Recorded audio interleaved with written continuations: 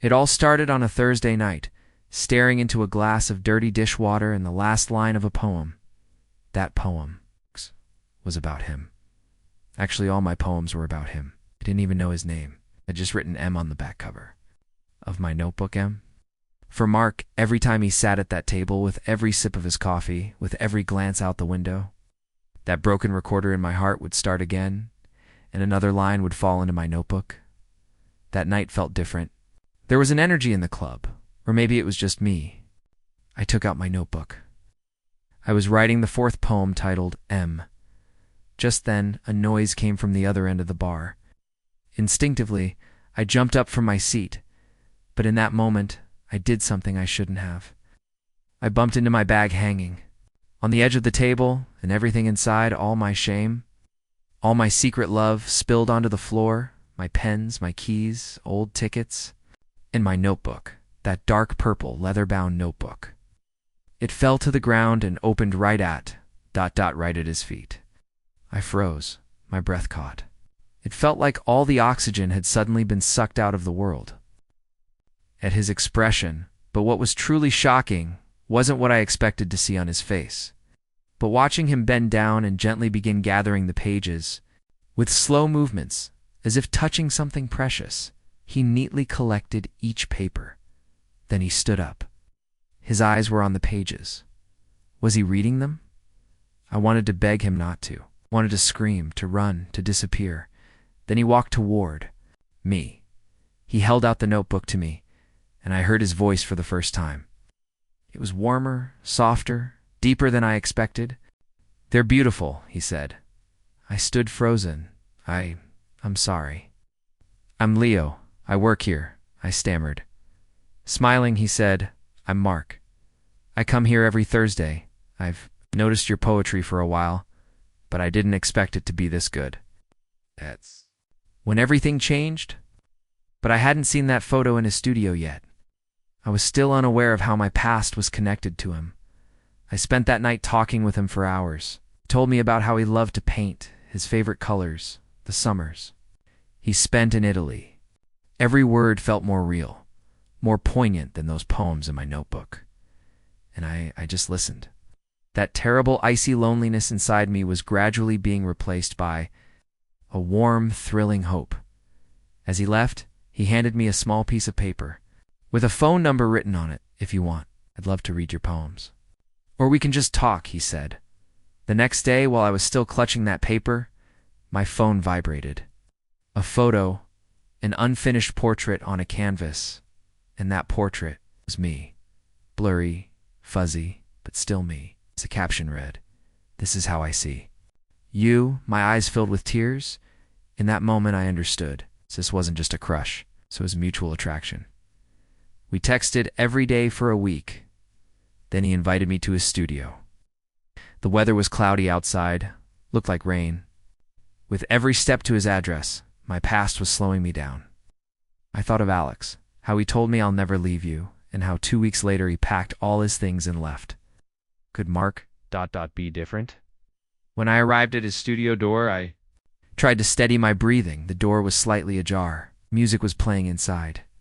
I pushed it gently. But what was truly shocking wasn't what I felt when I saw inside it, was noticing that painting on the wall. I walked in. It was like an artist's dream. Canvases, paint, sketches everywhere. Mark was in a far corner, his back to me, busy with something. "Come in," he called out. "My hands are full of paint. I'll be right with you. Feel free to look around." I started looking around. Portraits, abstract works, landscapes, all were incredible. Then I saw a small canvas hung in the farthest corner of the wall. I took a step closer to see ... and then I froze.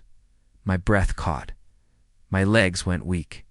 There on the canvas, with his smiling face, was Alex, my ex, the man who left me, the person who shattered my heart. No, this can't be. This must be a dream. It can't be. Mark's voice came from behind me. "Do you like it?" I turned. I could feel my face had gone pale. "How?" How do you know him?" I whispered, my voice trembling. The smile vanished from Mark's face. He noticed my shock. "Leo, are you okay? You've gone completely white." "His name is Alex, isn't it?" I asked sharply.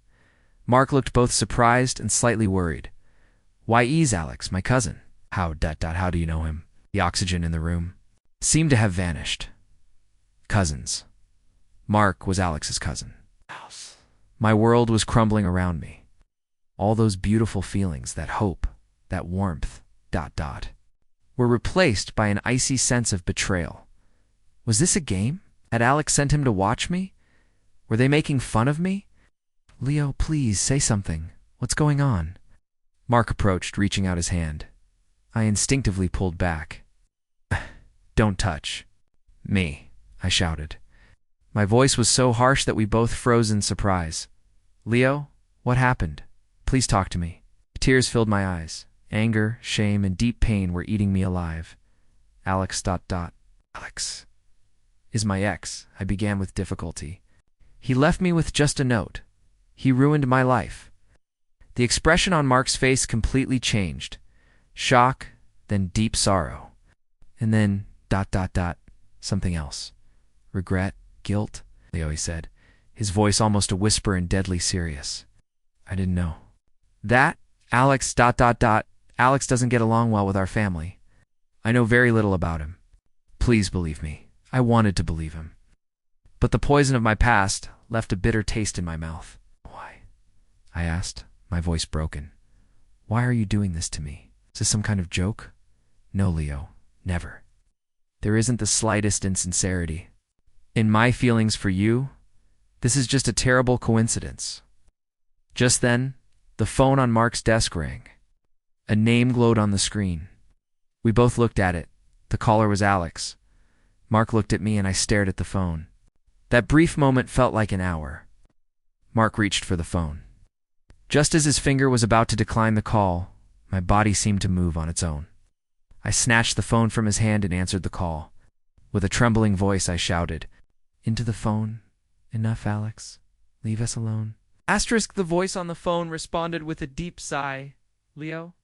Is that you? Oh my God. I told Mark not to draw you in." It's that voice. Alex's voice. "I told Mark not to draw you in." This sentence exploded in my head like a bomb. What did that mean? Did Mark know about me? Was this a trap?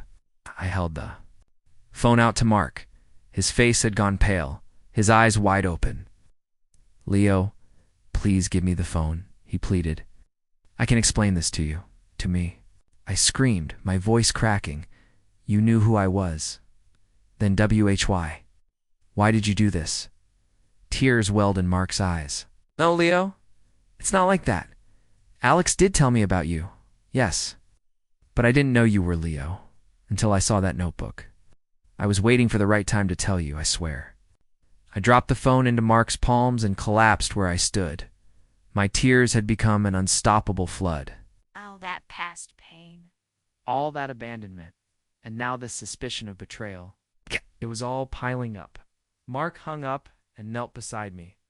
He didn't try to hug me. He just stayed there, next to me. "I'm sorry," he whispered. "I should have told you. I just was afraid of ruining everything when I started having feelings for you." We sat there for hours. I cried, he talked, told me about Alex's problems with his family, how he had withdrawn and pushed people away. He said Alex running from me wasn't about me, but about his own fears. But what was truly shocking was something else Mark confessed. "Leo," he said, his voice trembling, "when I first saw your notebook, I didn't just admire your poems. I also recognized what you wrote from their similarity to letters I wrote to Alex."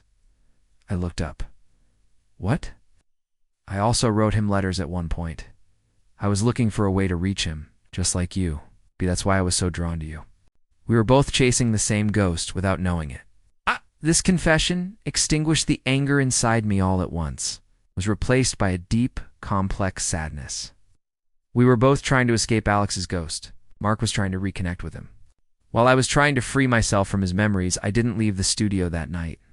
We talked until morning. We laid out all our fears and hurts on the table. I told him about Alex. He told me about Alex. It was like listening to the same man from two different windows as the sun began to rise. I looked at Mark, tired, exhausted, but with that warmth still in his eyes. So now, what do we do? Mark reached out his hand. How about we leave the past behind? We both deserve to come out of Alex's shadow. I didn't answer. I just took his hand. Just then, the studio door knocked. We both jumped. It was only 6 a.m. Who could it be? Mark went and opened the door. Standing there with his bag, looking upset, was someone. It was Alex. Mark, he said, his voice broken. I saw Leo. I need to talk to him. I won't run away this time. That moment, time froze. Alex was right in front of me. The first time I'd seen his face in years. The same face, the same eyes, but now he looked much older and tired.